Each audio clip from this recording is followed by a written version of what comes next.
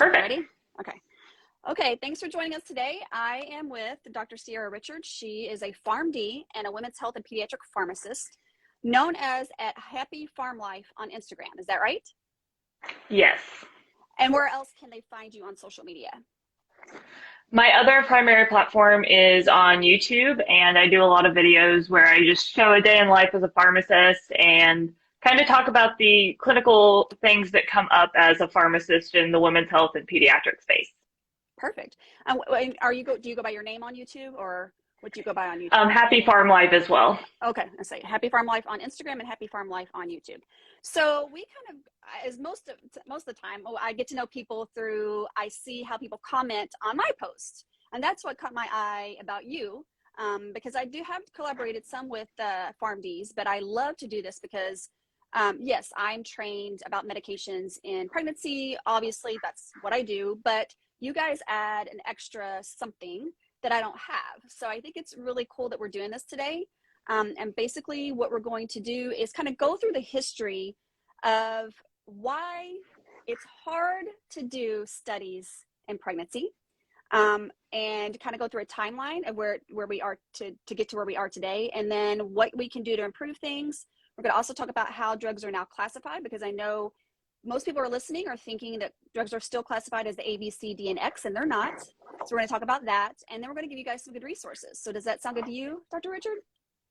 Sounds excellent. Okay, let's start from the beginning. And we've heard a lot of this coming through, especially with the COVID vaccine and pregnancy, and that's what happened with thalidomide. So first, tell us what thalidomide was. And one thing I learned when I was researching this is that it was not available in the United States, right? That is correct. So it was actually a drug that was frequently used for nausea and vomiting in pregnancy. And this drug was used widely at the time in Europe and Canada. And so a lot of patients were taking this medication because, as we know, pregnancy can cause a lot of nausea and vomiting, especially in that first trimester. So a lot of these patients were taking it, and there wasn't really any studies done. There was no standard to have any studies done in pregnancy at that time. And so patients were taking this medication and had no idea of the potential effects to the fetus. And what they found, unfortunately, later on, after many patients were gave birth to babies with horrible limb deformities. If you've never heard about thalidomide, you should definitely check it out. Just do a quick Google search and kind of see what happened to these patients. But that is where there was like an, oh no, we actually have never really thought about what's going to happen to the baby if mom takes medications. And so researchers kind of panicked, and they were really wanting to take a very cautious approach to females in clinical trials, and they kind of went overboard. So in 1977, the FDA created a policy that recommended that women be completely excluded from clinical trials in phase 1 and 2. That's where a lot of the safety data comes in. And so it didn't matter, though, if these women were single, if they agreed to not have any sort of sexual intercourse, or if they were on contraceptives, if their husband had had a vasectomy. It didn't matter. Just all women were excluded, which really was a detriment to not only pregnancy, but just women in general. And then, you know, again, you talked about thalidomide, and people bring that up all the time. And yes, it was terrible, but it ended up being a really great learning lesson, because when we start going through this timeline, you'll see how long it's taken for things to evolve from when thalidomide happened, which was in 1977, around that time, to what you just mentioned with excluding just all females or egg-producing individuals from trials altogether. And then in 1979 is when the pregnancy category labeling system was established. And that was with A, B, C, D, or X. And what was the purpose behind, a little bit of background is, how did they come up with the A, B, C, D, and X? And so those different categories are really based on the studies that we had. And unfortunately, like we mentioned, a lot of women were excluded from those studies. So there was a lot of limited data that goes to that. So I'll go ahead and go through what each of those categories kind of meant. But before I do that, I want to point out that this is for pregnancy only. There's different labelings for lactation. This was not taken into consideration. Lactation categories, I don't remember the year that they came out, but they were significantly later that became a consideration. Pregnancy was much earlier on. And so when you went through the categories, category A was the best evidence. We have really good, well-controlled studies that determines that there was not a risk to the fetus. We've not seen any risk to that. So that's things like levothyroxine and folic acid, things that some of them have significant benefit in pregnancy, like folic acid. You talk about that on your page all the time. It's super important. And so then you have category B, which is they have animal studies that have not shown any risk to the fetus. And they typically do have some well-controlled studies in pregnant women. They're just maybe not as big or as good quality of studies. So we use a lot of medications in this category. Metformin is one that we use for diabetes. Amoxicillin is a common antibiotic you can get during pregnancy. So those types of medications fall in that category, very unlikely to have significant risk.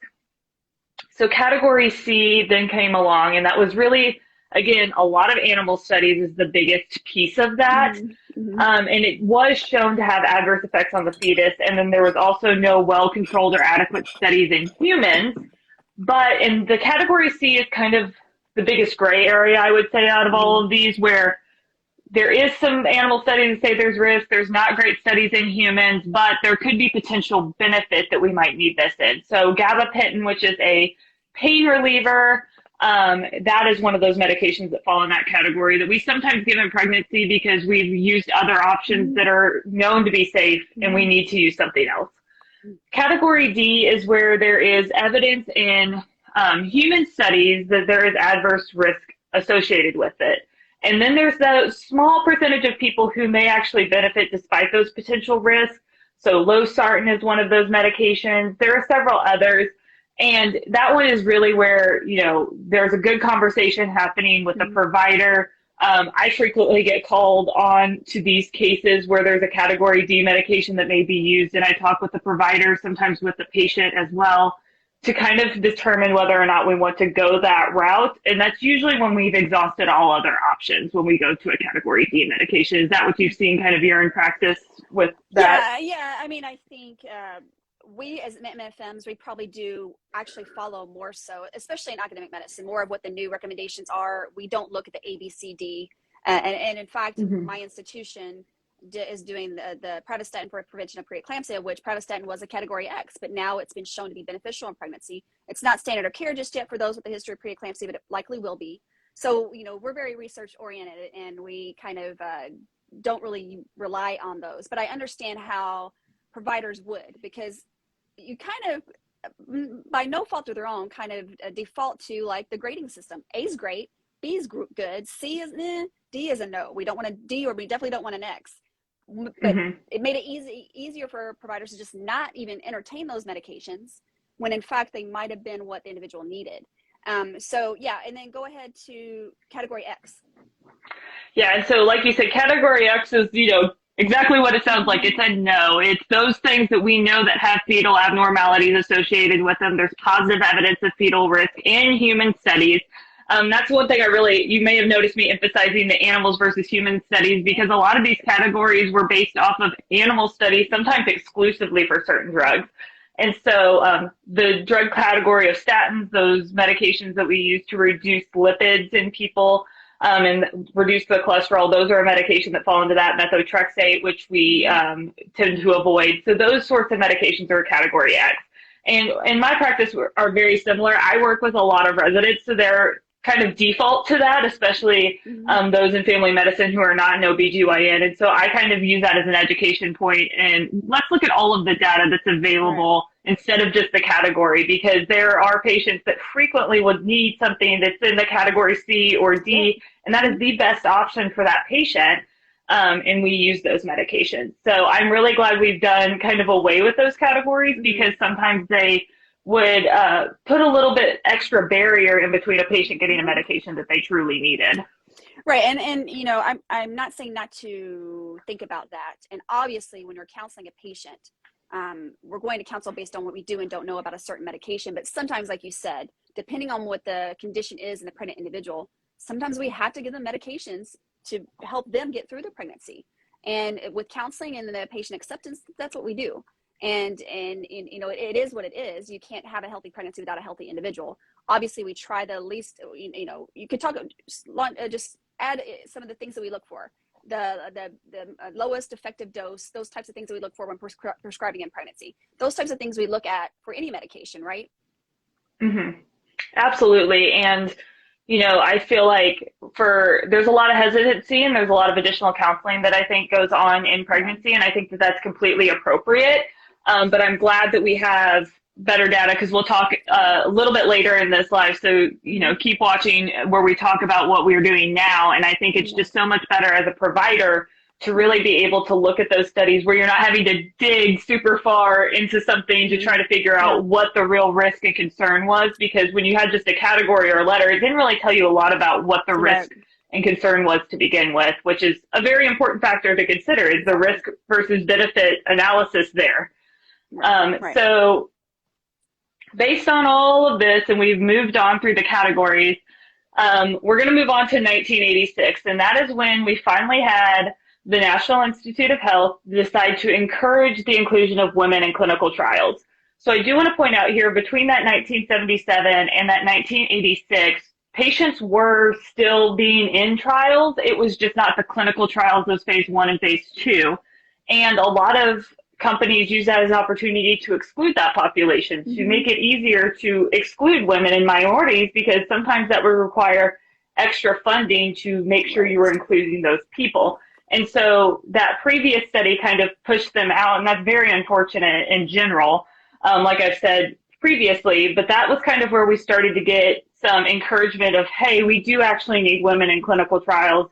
And part of the reason we were seeing that is that we were finding that once these medications came to market, that some women were actually responding differently to certain medications than what they anticipated. They were responding different to men, and that's kind of expected when you think about how women and men are different, especially when we think about renal function and things like that. So it was exciting to see, you know, we were starting to get in the right direction, but we still weren't there because it was just an encouragement. It was definitely not required. Right. So then it was just in 1986 is when we decided to include egg producing individuals or females, and just try to, yes, we need to start doing this. So that was through the NIH. And then it's jumped to 1991 with the launch of the Women's Health Initiative through the NIH, the National Institutes of Health. What happened with that? And so this was big because this is where funding started to happen. So the previous policy was just, again, a recommendation. There was no dollars around that. And unfortunately, in today's healthcare system, dollars are very important, especially when it comes to studies and inclusion of women in these studies. So there started to become guidelines where you had to include women or egg-producing individuals in studies, which was the first time that we really saw that. And then there was also requirements to analyze these studies by gender. And what's important here is, like I said before, we had found with other medications, there are certain medications that we do dose differently based on that. And so we were able to establish that in certain instances. And so then we also had the first female NIH director that actually came about in 1991 as well. And that's where the launch of the Women's Health Initiative really was. And that is huge for clinical trials and observation studies. I mean, that was where we were starting to see money going to things like diet modifications, postmenopausal hormone therapy, something that was completely ignored pretty much prior to this, calcium, vitamin D sublets, heart disease, fractures, breast and colorectal cancer, like so many disease states that were just not getting any money or funding for clinical trials were being added as well. Yeah, and as a researcher who's had an NIH grants and has been on network studies, you know, and obviously all of my studies were in pregnant individuals, the NIH is huge in funding those types of studies. We do a lot of work into drafting those studies, including them, how the protocols are going to be done, the safety aspect of it, how the data safety is going to be monitored. I mean, there's so much going into doing a study like this, especially a clinical trial on pregnant individuals. And rightfully so. I mean, you want to do it the right way, but without research dollars, it's really hard to do a clinical trial pretty much in anything in pregnancy. You really need those NIH dollars, and not all institutions have that available to even allow the researchers to do it. So getting funding from the NIH is crucial to continuing research into things regarding pregnancy and lactation even, and even in those trying to conceive, right? Yeah, absolutely. And that's where a huge barrier was prior Yeah. to the creation of the Women's Health Initiative, because there, like I said, there was a lot of small studies, and what you will see when you look back at like some of the things that were being off-label use that we'll talk Yeah. about a little bit Yeah. about off-label later.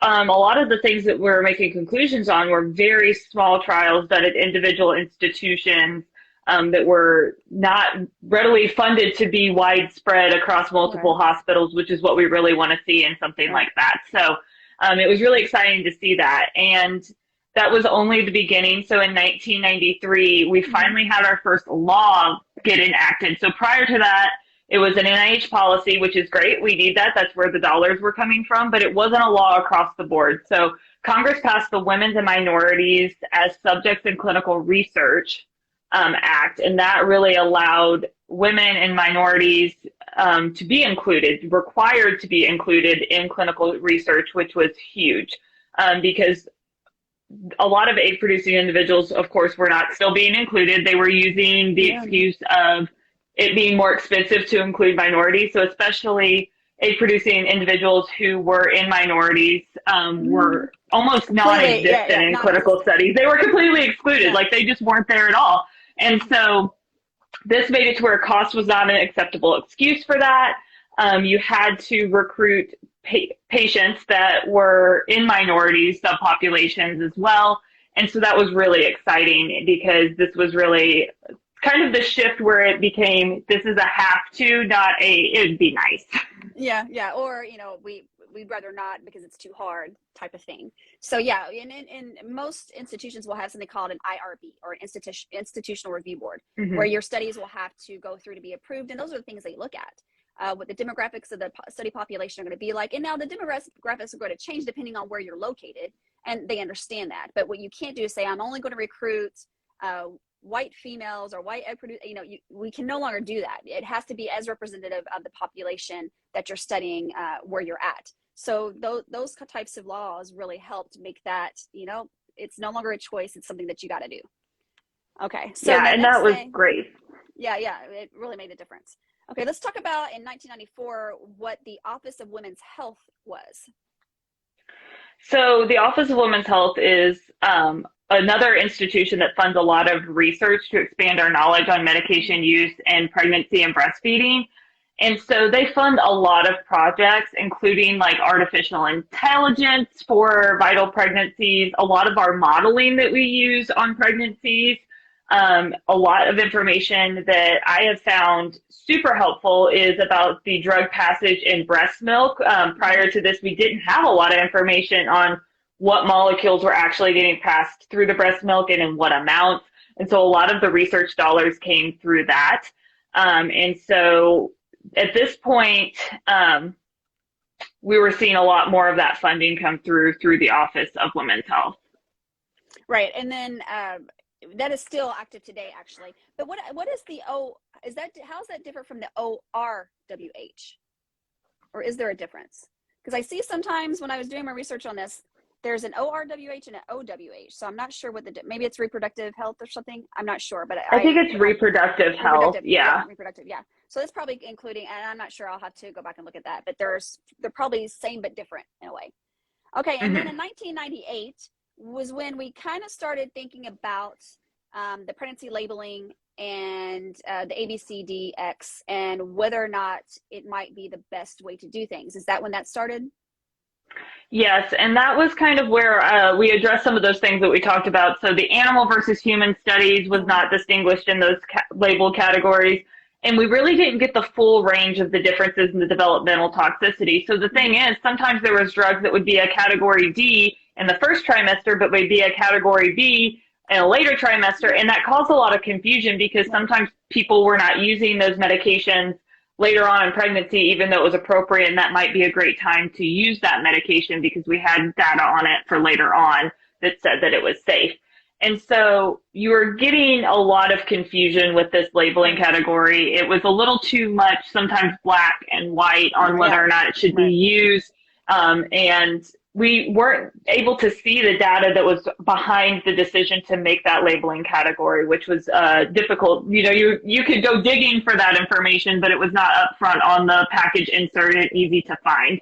So this is where we really started seeing that shift of, well, maybe we should make it to where we have more clinical decisions available, where we can see the information, where that category and that letter label isn't just so definitive, but we can see what all information has been presented and then make the best clinical decision for that specific patient. So this labeling that they started thinking about here was more broad than what those letter categories provided. So we can have more meaningful discussions based on the animal studies and the human studies, and really making that risk versus benefit evaluation that is so important in pregnancy. Right. So then 10 years go by. And then 10 years, because, you know, things move slow. But 10 years went by, and then finally in 2008, the FDA issued the proposed rule to change the pregnancy category labeling system. And they started really moving forward with that. And like you said, what they wanted to get away from the A, B, C, D, and X and include more of where they include the fetal risk summary, clinical considerations, meaning what giving that drug in a clinical situation in pregnancy would look like, and then what the data was, and providing the data on what we do, you know, have on each specific drug. So that's kind of when, and I actually remember, because I just finished fellowship and I was at a meeting, and I remember they were talking about it, and then I never heard about it for years, and then we'll jump to when it finally went into place. But I was sitting there waiting for, I was like, this has been like another 10 years. But again, this goes to show you how long it takes to get things like this done. So anything else that they were thinking about in 2008? I know they were researching this and made the proposal, but what actually took it so long to actually go into effect? There was a lot of debate on what exact information needs to go through, and there was also, from what I understand, a lot of pushback from some of these companies that were going to have to enact this, because it is a lot of extra work. It's going to change the entire process surrounding the risk versus benefit, and it was just not just for women, which we'll talk about here, egg-producing individuals, but also for infertility as a whole. So we're looking at both male and female infertility all across the board. We're looking at pregnancy. We're looking at lactation. We're going to have to add all this information into the package insert that wasn't there before. Yeah, it was going to be a lot of work. And it was going to be a lot of work. And it was going to be a lot of work for the people that were changing it. It was going to be a lot of work for the drug companies to, you know, what information they were required to include. And then having access to the information, it was going to look. And then how to put it in a digestible form so that if any obstetrical care provider wanted to look up a certain medication, they would be able to get to it and understand. So there was a lot of factors and a lot of things to consider before implementing this new labeling. Does that pretty much sum it up? Yeah, that sums it up pretty well. Yeah. I mean, it was just, there's so many moving parts that trying to get everybody on the same page. And I think that it does stink that it took so long, but at the same time, I think that what they came up with in the end product was very good, and it wasn't rushed. And that was, I think, a big bonus here, is that the things that we are seeing now, because when new drugs come out, I usually read through the entire package insert, because we kind of help decide as pharmacists, like, what's going to be added to our formulary, if this medication is a good option or not.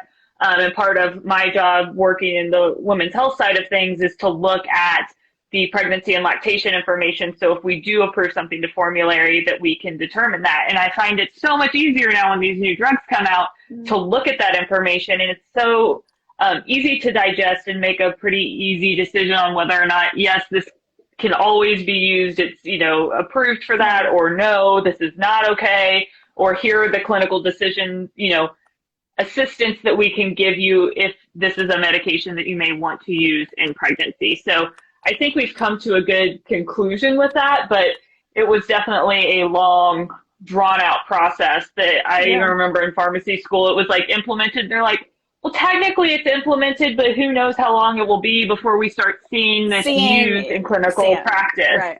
Yeah. So it's finally implemented in 2014. The publication of the PLLR, which is the Pregnancy and Lactation Labeling Rule, was published in 2014, and in 2015 it was implemented. So talk about what it's called, PLLR. What does that mean? And it's not, I guess it's like how instead of the pregnancy category labeling, that's kind of what it's considered, because it also included lactation, right? Yes. And so this rule required product labeling to be up to date with anything that's relevant to pregnant and lactating populations. The problem with this rule, though, is that it doesn't actually require collection of this data during clinical trials or studies. So these patients, if they were not in the study or if they were not part of that population that they were trying to study, so if this was something for heart disease, for example, and they said, well, there's not many patients that are going to fall in this category, they didn't have to still include them in trials. Mm. Um, Egg-producing individuals still had to be included, but not necessarily pregnant or lactating. So they could still be excluded. So that is still in a step in the right direction. So we were able to see those things on labels, but not necessarily see um, those things in clinical trials. So previously it was, I believe, pregnancy, labor and delivery, and then nursing mothers was the prior labeling. And so now it was pregnancy, lactation, Mm. and then females and males of reproductive potential. And so those differencing and label categories have made it a little bit easier to see that information for those different populations. And I think that that is excellent inclusions of those different areas that maybe, we weren't capturing, especially for Yeah. male reproductive potential or trying Right. to conceive individuals. They were really not getting any additional information. So sometimes avoiding stuff for pregnancy where it may not be necessary because those are later trimester issues versus first trimester when you don't know you're pregnant, things like that. Right. And another great thing, and I'm all for this, I actually have talked about it on my account quite a bit, is the PLLR ruling also required that any pregnancy registries, pregnancy exposure registries, needed to be included with that drug. So if you were taking nifedipine and there's a registry where you can sign up for it, or you can tell your patient to go sign up for it, they will actually follow you and see, and that's a great way to see what outcomes are happening. You're on it, you sign up for this registry, they kind of follow you through your pregnancy and postpartum period, or even during lactation, just to see how you responded to it, keep track of all that data. And registries are a really great place to get information for drugs and therapeutics in pregnancy and lactation. So that was required. And then what else was required? Then information about the existence of any pregnancy that was, I already said that. And then you had to have contact information for the registries. And then also, and this was something we should be doing, is encouraging our patients that are pregnant and lactating who are taking medications to enroll in a registry. We don't talk about that enough, but it's not a hard thing to do. And I don't know why we don't do it more. I actually have to admit, I didn't start doing it until, several years ago, but I haven't done it my entire career, but I do at any opportunity I can. Hey, this registry, think about signing up for it. Because again, it's a great way to collect information. Do you, as a pharmacist, do you guys ever talk to patients about getting on a registry? I have in the past. I actually seem to do it more with like family members and friends because they'll reach out to me. And I'm a little more involved in that situation since I do currently work night shift. Most of my patients aren't super awake, but I have definitely for several of the patients, I'll like talk to the resident or the attending who's taking care of the patient, especially if we're doing something that's not as common.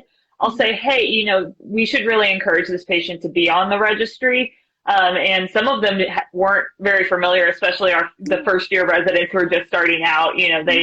They're learning as well, the interns. So we've been trying to do that more and more recently, and the pharmacists tend to reach out, especially if we see a patient, for example, with like remdesivir or patients who are getting their COVID-19 vaccines. We've been really pushing for those patients to get on the registry. And if they have any questions, I have talked to several patients over the phone and like answered their questions about the registry if they were interested in learning more. And then I also do the same thing for friends and family. Anytime I hear that they'll ask me, oh, I'm on this medication. I was like, oh, have you signed up for the registry yet? Here's the link. It's a very easy thing to sign up for, and it can make a huge difference in the future of, especially learning about these medications. Not just in the pandemic, but a lot of these medications, the pandemic, we've gotten a significant amount of our information from these registries. Right. So if you're pregnant or lactating and listening to this, and you're on any kind of medication, look to see if, and we'll talk about, actually, I'll tell you how to go find the registries, but at the end of this, but consider being on a registry. Just think about it, and maybe you'll look into it and decide you want to do that. But let's just talk a little bit about each of the categories. Let's talk first about pregnancy. In the new PLLR ruling, pregnancy would include labor and delivery, and there you need to include the pregnancy exposure registry, risk summary, based on studies that we have for that particular medication or drug in pregnancy. Clinical considerations. What exactly does it mean by clinical considerations? How would that be any different from the data component? Because that's the third and the fourth components for the pregnancy labeling. So what I've noticed in the clinical considerations for the newer ones that have come out are things that may alter the decision that was in the data, or things that were not included or specifically excluded from that. So if there was a certain condition that was excluded that may be relevant in pregnancy, that was also talked about. If it was animal studies specifically, I've noticed in the clinical considerations, they talk about the differences between that particular animal and a human, and where there may be pitfalls in the data. So it's kind of like setting you up to understand the data portion from what I have noticed in the recent publications. Yeah, because, just because we have studies on pregnant individuals for a medication, how that translates clinically might depend on how far along they are in pregnancy, what other medications they're on, what their weight is, because that can have a huge impact as well on how medications perform in pregnancy. If they're twins, if they have certain kinds of medical conditions that might change their physiology during pregnancy. So there's a lot of things to look at. I wish we had so much just kind of breaking it all down. We don't. I mean, we still have a long way to go, but it's definitely better than what we did have. So I do agree with you there. You mentioned that before. It's definitely better than what we had. So the one thing, and you can, tell me what your experience has been, that I've found is that because, and let me back up, when that was implemented, there's different phases. Like new drugs are required to start with this type of labeling. Some of the older drugs had a certain period of time to change their package inserts and change their labeling and get that information together. So that's kind of in a stepwise fashion. It's probably still ongoing because this has just been 6-7 years ago or so.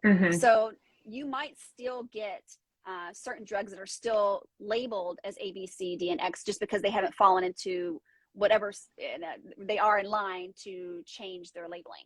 But any new drug obviously is going to have this new labeling. So is that kind of what you're seeing, that there still might be some that had the A, B, C, D, and X? Yeah, especially drugs that were kind of approved before the full FDA process, that are kind of grandfathered in, that weren't really following the rules in the first place, because they were in that kind of backfill process. We still are seeing a lot of those drugs that have not switched over to that labeling. It's seen more and more. And I have found that a lot of the drugs you'll see in like Micromedics or Lexicomp, which are a couple of the big areas big resources that I use as a pharmacist, have at least switched over to where the category is not included, even if the package insert has not been updated. So it's a lot harder for somebody who is looking for that information actively to find the category, which I do appreciate, and it's more focused on the data that's available. We still have a ways to go. I feel like in the last probably 2 or 3 years, I've seen a pretty good increase on the number of package inserts that are including this information. So hopefully we're getting closer to the end of that. But the over-the-counter medications were not included in that, which is important to realize. So yeah, the over-the-counter are not included in this new labeling. We did mention that, but that, and that, of course, that would include any kind of supplementation. They're not subject to the same thing as other medications. But like, what kind of, just give some examples of some of the over-the-counter medications that a pregnant or lactating individual might use that wouldn't have this PLLR labeling. So things like Tylenol, things like aspirin, your common medications for any of the cough and cold, like Benadryl and things like that we see a lot of people using, Tums, just those common medications that you can just grab and go at the pharmacy. So that's still a good opportunity to talk to your physician, talk to the pharmacist that's available, to make sure that those are okay, because the information is not going to be available to you on that label. Right. And then just real quick, for lactation, for the new labeling, it's going to include risk summary, clinical considerations and data. And then for females and males of reproductive potential, it's going to include pregnancy testing, contraception, and infertility categories. So I wanted to, we won't go into those in detail because I wanted to mainly focus on pregnancy, but that's kind of what you're going to see when you're looking for medications now and with the new labeling. Real quick, so because I want to talk about some other things, and we've been talking a lot about the history. More recently, as of 2018, we had what's called the Preglac task force. And what does that stand for? I don't think, oh, here we go. Pregnant, research specific to pregnant and lactating women is kind of what that is for. And that started in 2018. And what's that about? It's abbreviated PRGLAC, Preglac. So it was part of that 21st Century CARES Act that helped with those knowledge gaps and research gaps for safe and effective women or therapies for pregnant and lactating women. So this is where the FDA Office of Women's Health that we talked about earlier kind of leads this committee. And it's actually part of the FDA committee to kind of more so provide guidance on this than what we had before in the FDA. And it's also making sure that there's a lot of representation for pregnant and lactating women in these task force. So they really help with like making recommendations on research and development of safe and therapeutics for pregnant and breastfeeding individuals. And so they started out and they made recommendations on those research and development, and now they've started working towards that implementation plan. So again, it's taken several years in order to do that. But they basically looked through and reported the kind of pitfalls that they were seeing in the research and development process. Yeah, so that's just a brief summary. There's a lot of things we didn't include that's happened, but these are just the main points about how we got to where we are today. And as you can tell, we started with 1977, we ended with today, and it's taken a lot of work to get egg-producing individuals, pregnant, lactating, for those trying to conceive into studies to be represented, because we need that data. Now, I'm not want to talk about the COVID vaccine, but I'm going to use it as an example. When the COVID vaccine came out, one of the biggest arguments was, look at the package insert. It wasn't studied in pregnant individuals, and it wasn't. And a lot of these drugs are not. But what people don't understand is if you look at the package insert on a lot of medications given in pregnancy, none of them were studied in pregnancy. What happens is after the studies are done, and hopefully that's going to change because we need to include them in those initial trials a lot more, is it called post-market studies is what we're doing in pregnancy. And that's where we get a lot of our safety data, our pharmacodynamics and pharmacokinetics data. Those are just two big words. The PK or pharmacokinetics means when you give a pregnant individual, or any individual, but a pregnant individual, a pill of, let's say, labetalol for hypertension. How does it distribute it? How is it distributed? What's the area under the curve? What's all the scientific aspects of how that drug gets through the body and is eliminated? Versus pharmacodynamics, or PD, means, in brief, you give them labetalol for hypertension. Does it decrease their blood pressure? Does it change, according to the trimester? So what's the end result that we can see? So that's kind of a brief summary. But, all of those studies are done mostly after a drug has gone to market. So that's why the package inserts will say it wasn't studied in pregnancy and lactation. Is that right? Yes, that is correct. And that can cause a lot of confusion because there are a lot of great medications out there that were not part of those initial studies, but that does not mean we don't have good data to support their use. And you can have, obviously clinical trials are gold standard. That's what we want in order for a drug to be approved in a certain population, any population. But you can still have very well-designed studies or very good data available for studies that are done post-marketing. Now, one of the things that comes down to is it's not typically funded by the drug company. They don't go through the same process going through the FDA, but those medications are often going through things like ACOG or Society of Maternal Fetal Medicine, where you have experts in the field that know the information, know what a good study looks like, and can make recommendations based on the information that we do have available. Yeah, so I had done a video a few months back that was like the package insert argument needs to die. It just needs to die, because when you're talking about pregnant and lactating individuals, most any medication that we would consider to be normal or, given in pregnancy, if you go to look at the package insert, it's going to say this was not studied because those original studies are not done.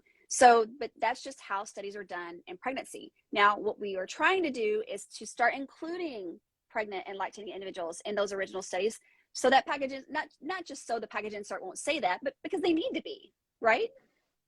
Absolutely. Yeah. And the thing is, there's so many medications, just taking the COVID vaccine, for example, we had already figured out that pregnancy was going to be a high risk category, and we were excluding those individuals from those studies that could have benefited early on from being included in those studies. And we would have had less of a gap where, we had pregnant individuals who were concerned about taking the vaccine, because they were missing data for such a long period of time. And so I think in some ways, the pandemic has kind of pushed that initiative a little bit further, because we realized that, individuals need that data available, not just for the vaccine, but for things like remdesivir that we are giving, when patients are hospitalized, these monoclonal antibodies that keep coming out. And what I've noticed is we've been more keen to give those individuals those medications now when they're emergency use authorization right from out of the gate than we were probably even pre-pandemic. Yeah, I mean, but look, you had sick pregnant individuals, and you could not treat them. What we're going to do? Exactly. I'm not going to give you these monoclonal antibodies because we don't know. No, those patients were dying, so we had to do that. And so if we just start from the get-go doing these studies on anything, any kind of therapeutics or drugs, and including pregnant and lactating individuals, that's where we need to be. But again, you touched on this earlier. Why is that not done? Obviously, people think about the ethics of it, and I get it. People think about the cost, because a company doing a study on a medication, adding pregnant and lactating individuals is going to add a huge cost to their study budget, if you will. But as far as I know, it's not a law that we have to do that yet, but hopefully we will get there, right? There's not any law that says that we have to include pregnant and lactating individuals, correct? You're correct. There's no law at this time. It has been discussed. I have seen a few discussions where it has been brought up as a possibility. I was actually listening to the American Society of Health System Pharmacists, and there was a really good discussion that they were having about this.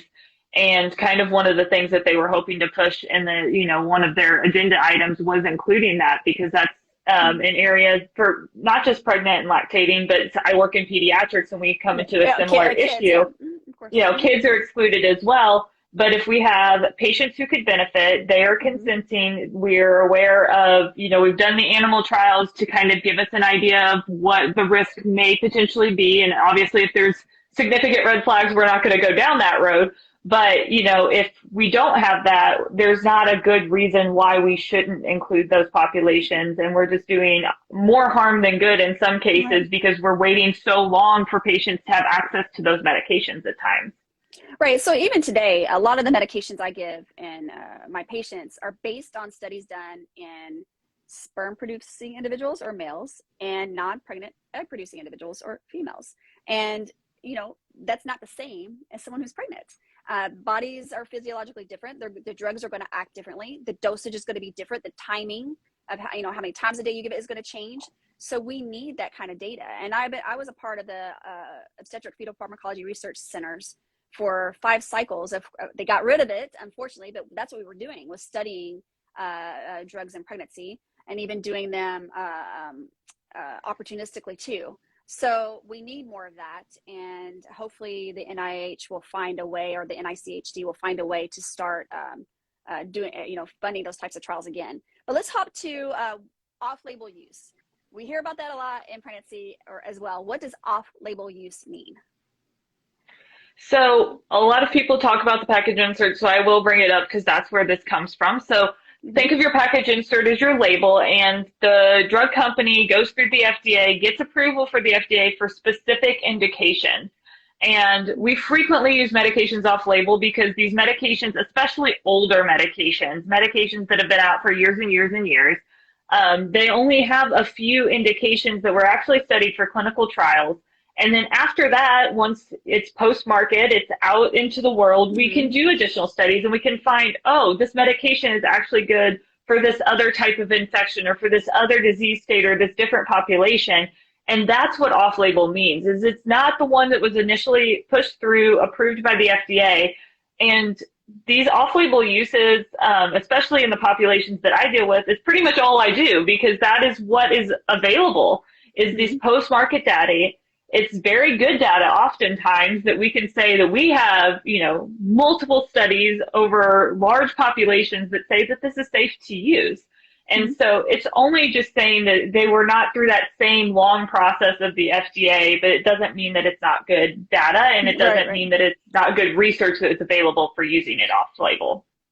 Right, and some of the examples that you included would be, and people are it's gonna blow their minds, Zofran or ondansetron for nausea and vomiting pregnancy is actually an off-label use. Aspirin for the prevention of preeclampsia is an off-label use.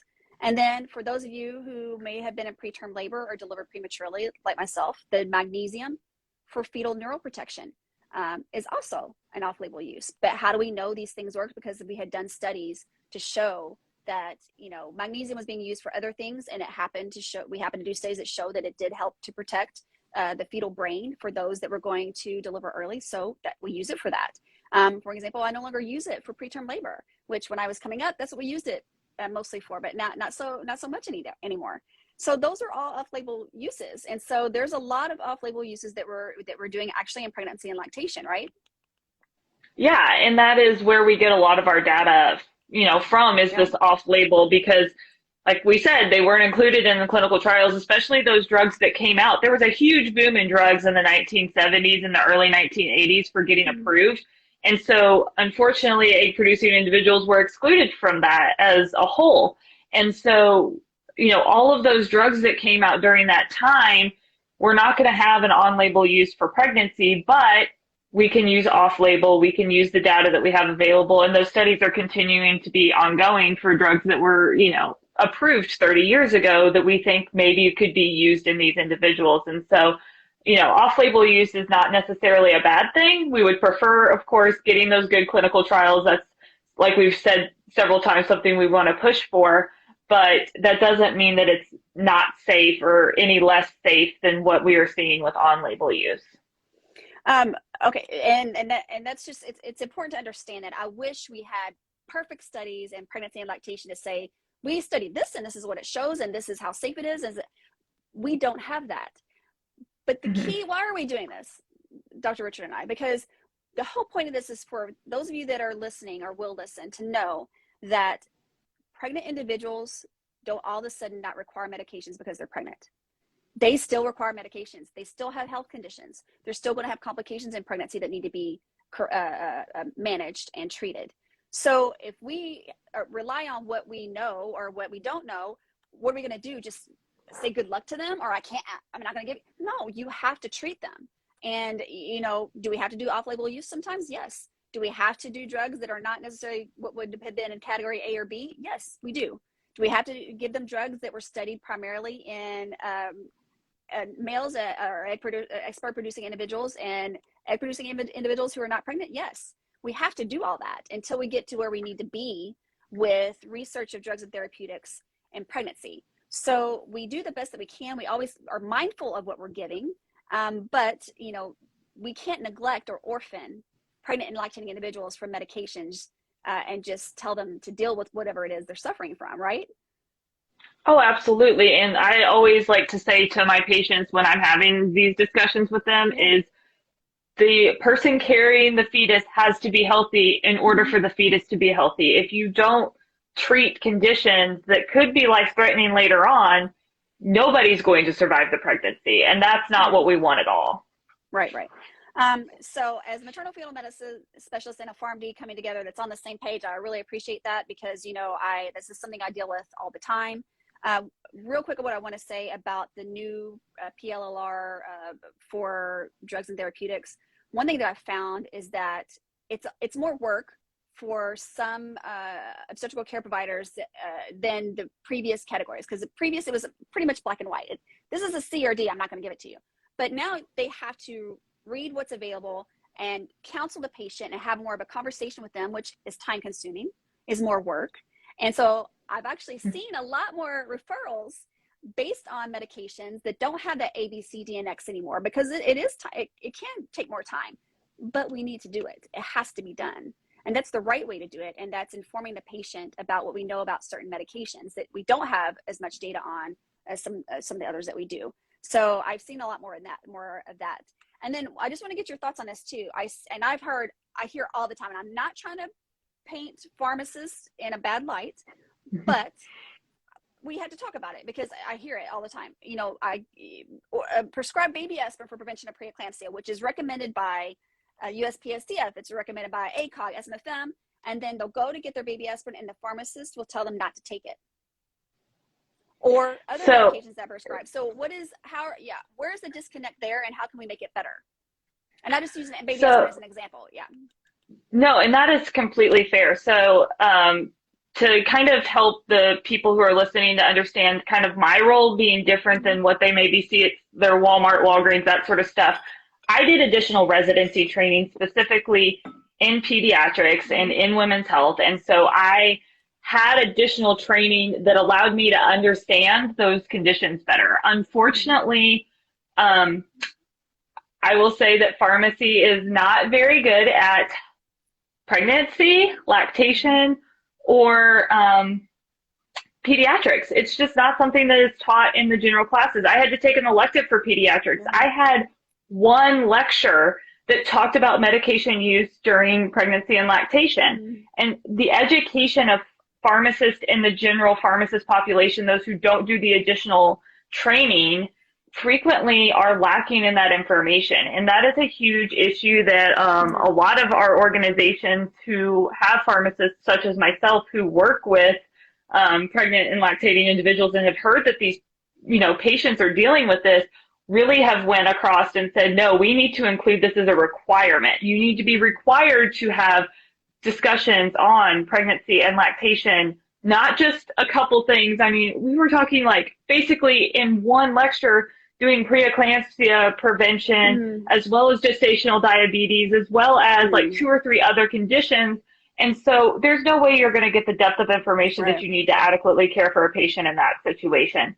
And so I would say that unfortunately, a lot of your general pharmacists do not have the education that I do in this population. They're not used to caring for that population as frequently.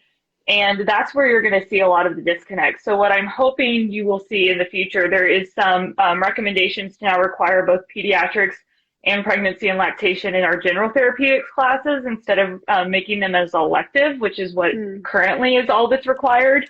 And also making it more of a requirement for boards. So right now there is very minimal amounts that are on board certification just for your general NAPLEX pharmacist boards on both pediatrics and pregnancy and lactation. So that is another direction to go down. And I would say that unfortunately right now for the general pharmacist, the education piece is lacking. And I hope that we see that change in the future because it's not appropriate. And it's not okay to just ignore certain groups of individuals, especially when you have millions of pregnant persons and lactating persons every single year. They're going to go into pharmacies. They're going to need medication. 9 out of 10 need some sort of medication during pregnancy.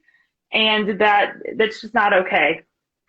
So I don't know how else to say it's not okay. Yeah, no, I mean, and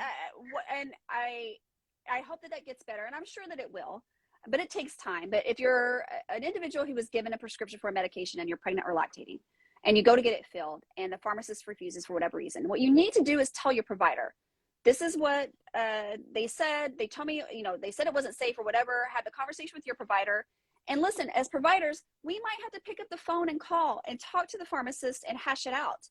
What I don't want pregnant patients to do or lactating is to just not take the medication and then I not know until 4 weeks later when I see you. And I thought I was giving you medication and I didn't know. Tell your provider, let them handle it as far as if they need to pick up the phone and call the pharmacist to get that prescription filled because they prescribed it for a reason. And pharmacists, if anybody's listening, if you're concerned, you can also pick up the phone and call the provider. Yes, it takes time. I know nobody wants to do that, but we have to take care of patients. So it can go both ways. So until then, if we could just kind of do a better job of communicating with the prescriber and the pharmacist, the person that's going to benefit is the patient, which is what we want. So that's what we need to do. So I'm glad we had this conversation because, as a PharmD, you're definitely more clinically educated as far as, what to look for in these things. When they go to CVS or they go to Walgreens, they might be more likely to say that I'm not giving you this medication, even though an MFM wrote it, like myself. And I've had that happen before. And I can't necessarily fault them, but what I can do is call and talk to them about it. And we just need to do more of that. Don't you think? Yeah, and I would say, there's a lot of issues in pharmacy in general right now with staffing, just like every Yes. other, Yeah. Yeah, profession in healthcare right now. And I think that that's one of the barriers that some people face is that, just trying to get on the phone and have time is Yeah. one of the things that they face in that world. I'm very fortunate to be in a hospital setting. So when I do have a question or concern, I can get on the phone with the provider. That's the first thing I do is, Right. I send them a text page and say, hey, I have a question. Like whenever you're done, I know oftentimes they're off doing a delivery or something else. If it's not urgent, I'm like, hey, when you get a second, like give me a call. And, sometimes we'll talk for 10, 15 minutes about a certain medication. And sometimes we conclude that it was a good idea and we should go for it. Sometimes we're like, there was things that, the provider missed and that I've been able to catch and have a discussion. And so those discussions can happen between professionals that can be very beneficial to the patient on both sides. It's just making sure that everybody is on the same page so the patient gets the best medication for them. Yeah, and then we don't want to confuse them. I don't want to say, No. I just counseled them in our OB visit and said it was fine. Then they go to the pharmacist says it's not fine. They're going to be like, well, what am I supposed to do? What am I supposed to do? And I can understand that's confusing for the patient. So, just like everything, it's going to take time for us to all get on the same page. But what we can do is just try to do the best thing for the patient. And sometimes that takes a little more time to hash things out. So I hope that all of us are more willing on both sides to do that so that the patient can be taken care of. One thing that I didn't go through one by one, but what I'm going to do in the caption of this video is put a lot of resources. And Dr. Richard, I had sent you that list. If you have any to add, send it to me, of resources that you think might be good for patient use to look at, to get information on drugs and therapeutics in pregnancy and lactation. And I'll put what they are and what they specialize in so that you'll know where to go. But do you have, this is a great discussion. I love this. I think it's great to understand the history, great to understand where we stand today, what we can do to improve, and to tell individuals that are listening, have the conversation with your provider. If you have a concern about a medication, when you're in the office with them and they're starting you on something new, talk to them about it. What I don't want you to do is take it home and throw the prescription away. And I think, or the provider thinks you were taking it. I've seen that happen a lot. So if you have questions, you can ask. So please ask. So that would be my last thing, my word of advice for those that are listening. What would be yours? I would totally agree is ask every question that you have. Even if you think it's silly, even if you think it's minor, or even if it's something, if you've been on Google and you have read something about this because you heard about it, ask the questions because oftentimes there's a lot of information that can be misinterpreted and it's not, your concerns are completely valid. Whatever you've read, you need to have all of those concerns taken care of before you start taking that medication because what you'll find is, you'll come back in and where everybody's confused because we thought that you were taking a medication and only to find out you weren't. And we could oftentimes, for me, I see them in the hospital, we could oftentimes prevent hospitalization by having those really good question and answer sessions. You're not hindering anybody's time by asking questions. That's what those visits are for, and that's what that time is for. And so if you have questions using that, and then the information that you had, like the different resources, those are also great to do in the interim if you don't have access to somebody in the meantime. Using those, and then if you have more questions, ask those questions because they're very valid and important in order to make sure you're taking the medication as safely and as effectively as possible. I agree. So thank you so much for this. This is excellent. I know this has been a long time coming. We had originally scheduled this before the holidays, but then I had to cancel on you. So I really appreciate your willingness to do this with me, and I'm sure we'll do things in the future. If you guys have anything that you want us to talk about, always put it in the comments. Always look at the comments because it helps me get ideas for future discussions. And again, you can find Dr. Richard at Happy Farm Life here on Instagram, also on YouTube. So go check her out there. And thank you for your time. And I hope you have a good rest of your day. Thanks for having me. Have a great day as well.